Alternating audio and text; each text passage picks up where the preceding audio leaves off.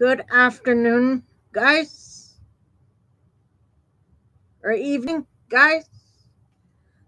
I've got discussion C for you.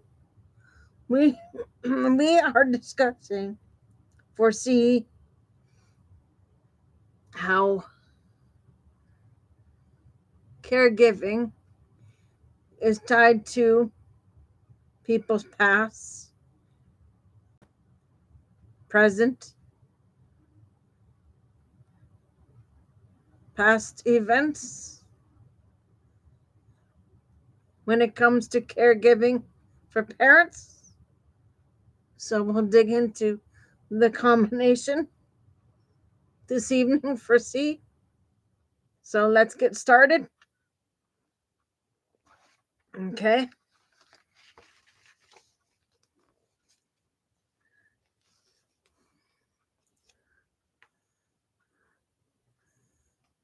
Below is a fully reimagined, narrative driven essay, more scene based, more embodied, more cinematic, while preserving the emotional and policy depth you are of your original draft. It reads like a story unfolding in real time, with the past and present braided together. Okay, so here we go. When the past becomes the patient, the call came out. The call came on a Tuesday morning. The kind of gray Pennsylvania morning where the sky the sky feels low enough to touch. You were you were rinsing out your coffee mug when the nurse said your mother had fallen again. Her voice was calm, practiced, the voice of someone who makes these calls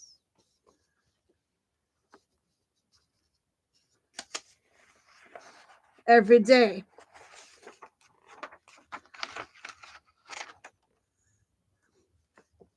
But for you, the words rearranged the air. You are you are you the caregiver? She asked. Yes.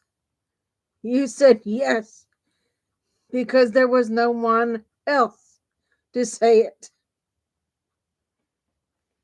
But the word didn't fit. Felt borrowed, like a coat you hadn't you hadn't grown into.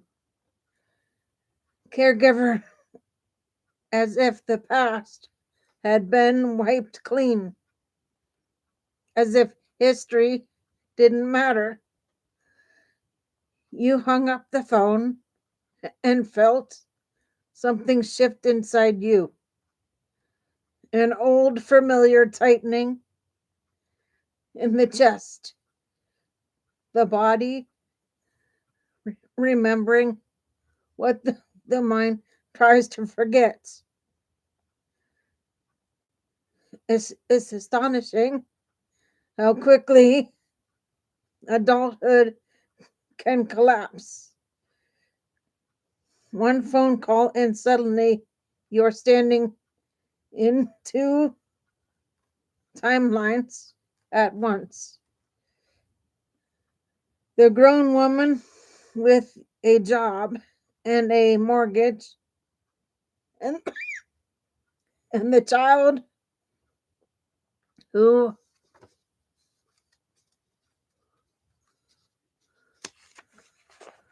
once learned to make herself small in the very house you're now expected to return to.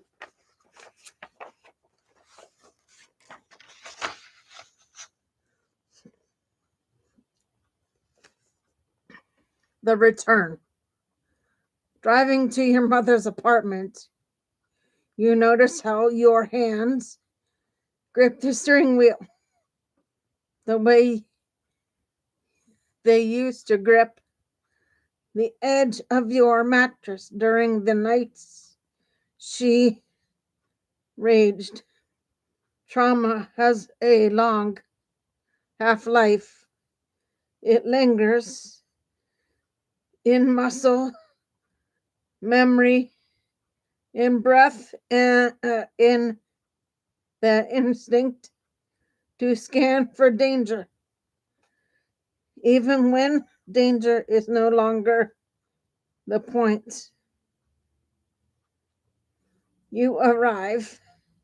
She is sitting in her recliner, a blanket over her knees, her face softer than you remember.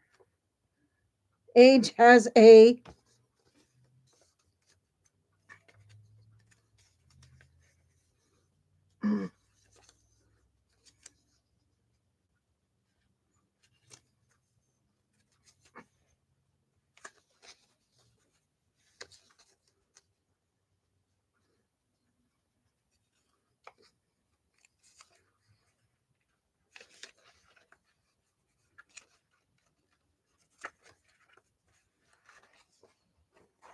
way of sanding down the sharp edges.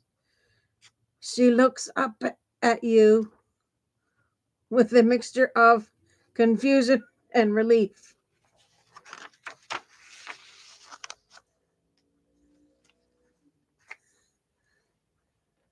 There you are, she says, as if you've been gone 5 minutes instead of 5 decades. You kneel to help her with her shoes, and the intimacy of the moment startles you. Her foot in your hand, her breath warm on your cheek. The child in you recoils. The adult steadies herself. This is the strange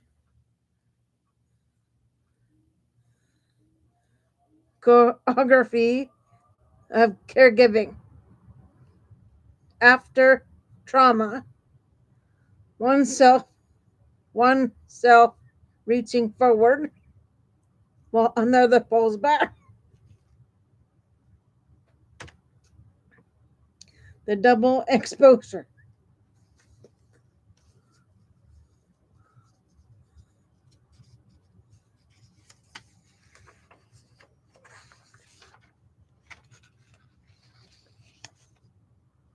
People imagine caregiving as a linear act of devotion. They picture soft blankets, warm soup, hands held at bedside. They don't picture the emotional whiplash of tending to someone who once made you afraid to come home from school. You feel tenderness helping her stand. You feel anger remembering the nights she didn't come home at all. You feel sorrow. You feel sorrow watching her forget the date. You feel relief that she no longer remembers how to wound you with precision. This is ambivalence, not indecision. but the co- coexistence of the truths that refuse to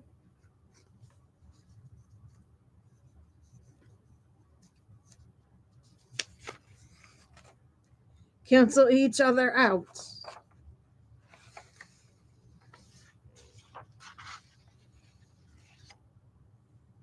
You love her, you resent her, you want to help her, you want to run, you want to be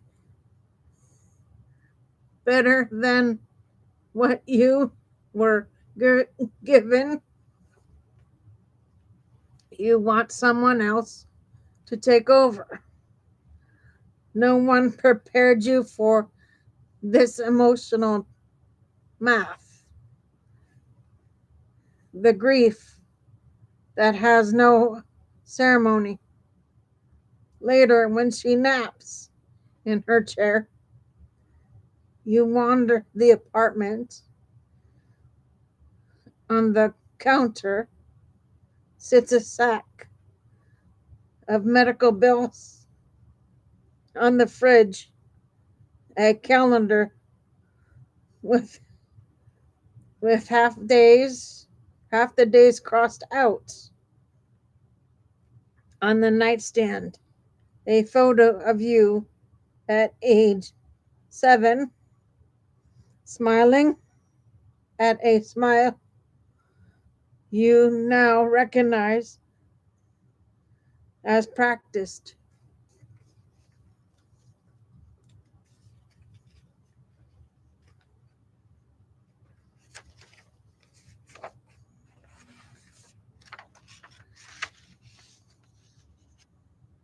You feel grief that has no ceremony, not the grief of losing a parent, but the grief of losing the parent you never had,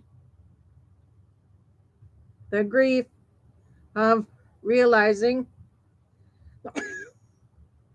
that the apology you once needed will never come, the grief of watching the person who shaped your childhood slowly disappear,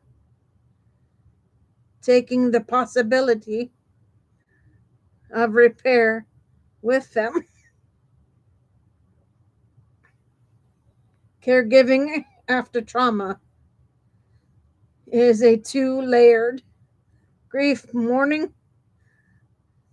grief, mourning the past and and the present at once.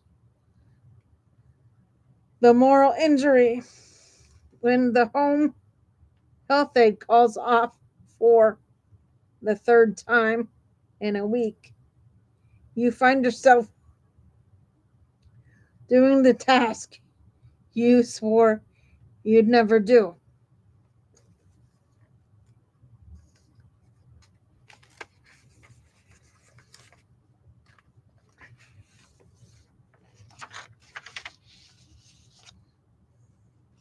Changing her sheets, sorting her medications,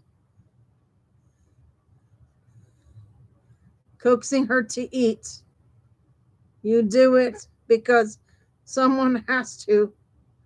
You do it because the system assumes you will.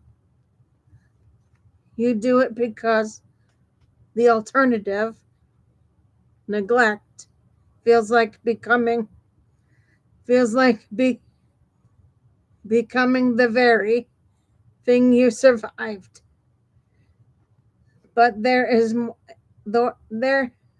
there is a moral injury in caring for someone who did not care for you. It is a wound that caregiving reopens daily. You feel it when she snaps at you. You feel it when she calls you by your sister's name. You feel it when the doctor praises your devotion, unaware of the history that devotion is built on. You want to tell him this isn't devotion.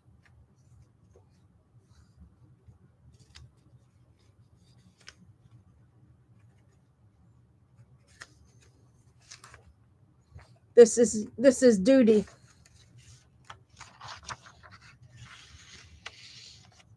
Braided with survival. This is love, complicated by memory. This is the work of tending to a parent while, while tending to the wounds they left behind. The system that pretends history doesn't matter.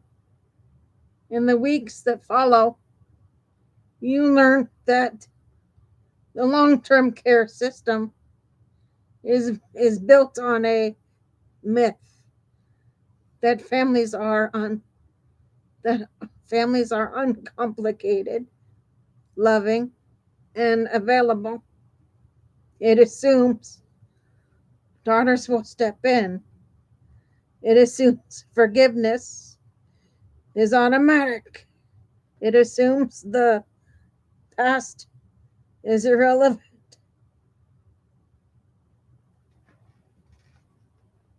But the past is always in the room.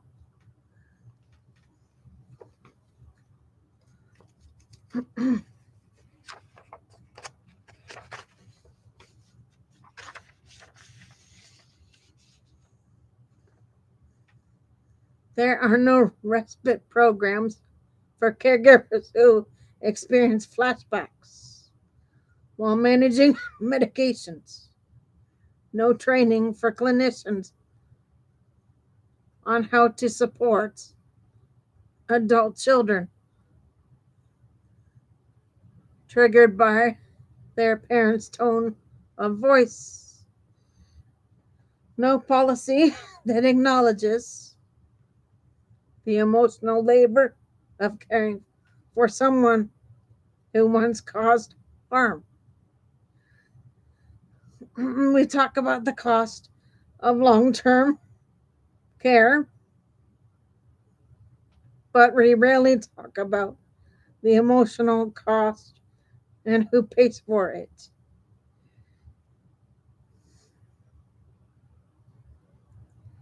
What healing looks like. Healing, you discover, is not forgiveness. It is not reconciliation. It is not rewriting the story.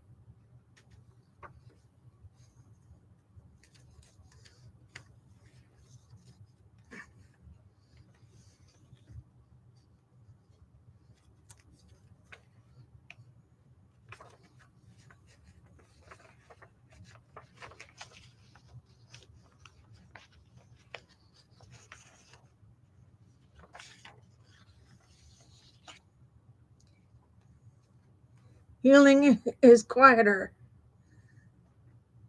setting boundaries without apology, allowing ambivalence without shame, caring without erasing what happened, protecting the child you once were while showing up as the adult you've become. Healing is choosing presence without self abandonment. The end, the ending that isn't the ending that isn't an ending. One evening, as you help your mother to bed, she reaches for your hand. Her fingers are thin, bird like. She looks at you with a softness you don't recognize. You're a good daughter, she mutters.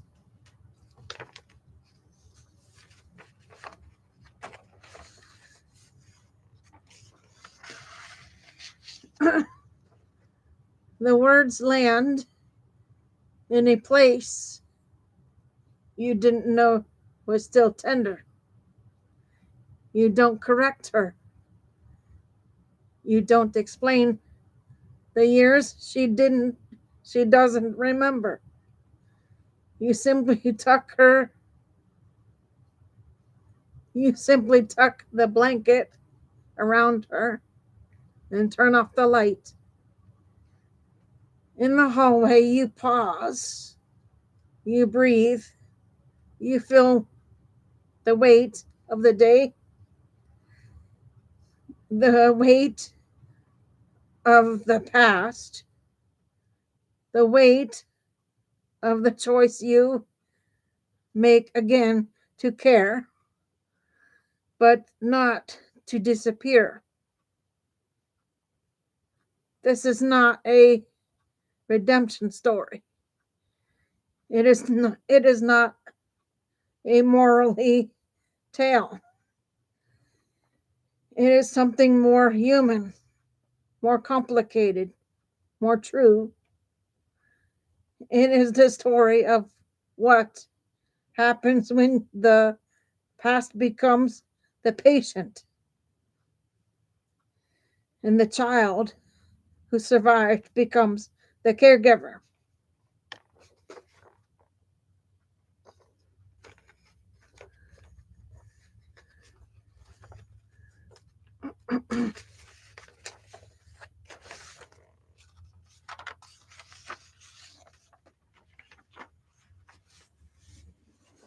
Okay, guys, that's your C for this evening. Um,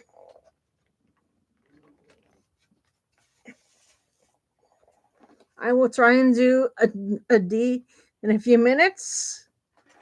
Give me a bit for a break, please. And I'll see what I can do for D. For now, Gator Wellness, take care, folks.